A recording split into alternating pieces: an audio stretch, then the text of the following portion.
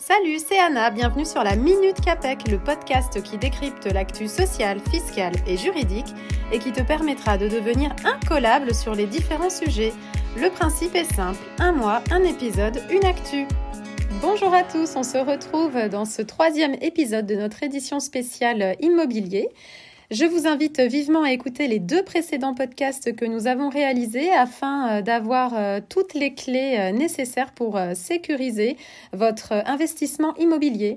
Aujourd'hui, je laisse de nouveau la parole à Maxime Moine, expert comptable et conseiller patrimonial à Capec, et à Clément Tardy, co-gérant de l'agence République Immobilier, pour nous parler d'un sujet qui est très important pour sécuriser encore une fois son investissement immobilier, à savoir le prêt état daté. J'avais une autre question qui était ressortie plusieurs fois suite à notre première conférence. C'était, est-ce qu'il existe une ou plusieurs différences d'ailleurs entre le terme qu'on retrouve assez souvent de prêt état daté et l'état daté qu'on retrouve au moment de la signature. Alors, il n'y a pas de différence en soi. Le pré-état daté a été instruit, on va dire, après la loi Allure. Aujourd'hui, il vient en fait à s'effacer. Donc, le pré-état daté, en fait, était fait par le syndic de copropriété au moment du compromis de vente, et l'état daté est demandé par le notaire quelques jours avant l'acte authentique. Les 2 documents reprennent quasi toutes les mêmes informations, à savoir la situation financière du copropriétaire, s'il est débiteur, s'il est créditeur, la situation financière de la copropriété, à savoir s'il y a des copropriétaires qui sont débiteurs, des gros débiteurs, la situation financière aussi de la copropriété vis-à-vis des fournisseurs, si la copropriété paye tous ses fournisseurs ou pas. Elle va aussi informer, dans l'état daté, vous allez aussi avoir les charges qui vont être payées par le vendeur et aussi le montant du fonds Allure. Ça fait partie des charges, en général 5% du budget prévisionnel. Donc aujourd'hui, le pré-état daté vise à disparaître puisque on peut annexer en fait facilement les annexes financières de la copropriété qu'on va retrouver en fait dans la dernière convocation en assemblée générale, qu'on retrouve dans son extranet de copropriétaire. Et en annexant ces annexes financières, ça équivaut en fait au pré-état daté. Et l'état daté, lui par contre, reste obligatoire puisque c'est le notaire qui en fait la demande au niveau du syndic afin d'avoir toutes les informations sur le copropriétaire et la copropriété. Ok, donc ça veut dire que finalement c'est les mêmes informations entre les deux, simplement il y en a une qui était la partie pré-état daté qui n'était pas obligatoire, mais maintenant qui peut être transmise gratuitement par le vendeur en faisant finalement une extraction de son espace de syndic sur l'extranet, si jamais il a un syndic professionnel.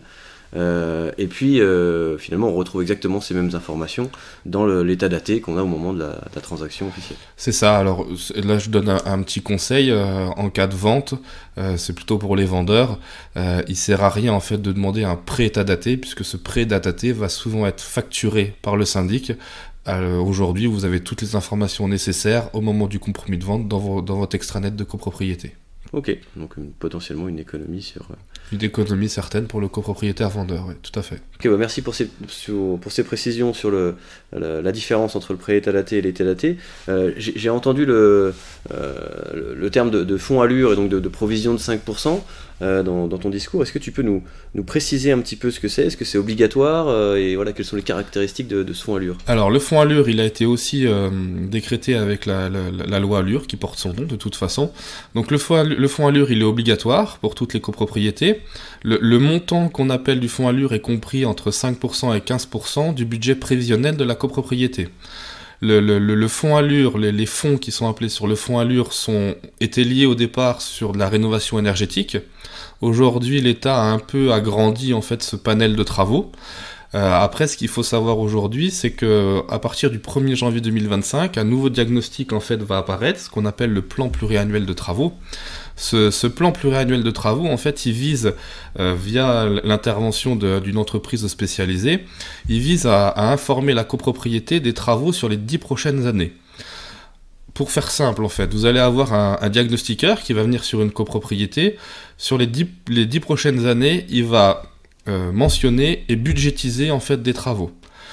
Ces travaux-là, nous en tant que syndic professionnel, on va être obligé de prévoir des devis en assemblée générale en fonction des années qui vont être mentionnées dans ce rapport. Je vous donne un exemple.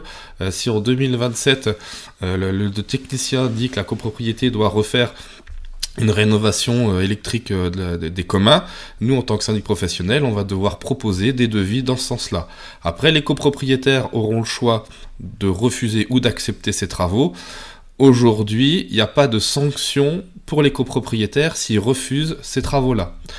Il faut quand même savoir que nous, en tant que syndic professionnel, on ne pourra pas avoir d'un côté le fonds Allure, d'un côté le plan pluriannuel de travaux.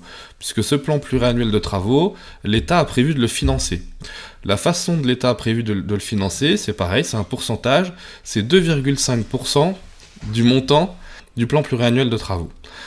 Nous, on ne peut pas, en tant que syndic professionnel, on ne pourra pas donc appeler et les 5% ou les 10% du fonds Allure et les 2,5% du plan pluriannuel de travaux. Donc là, l'État a défini une règle.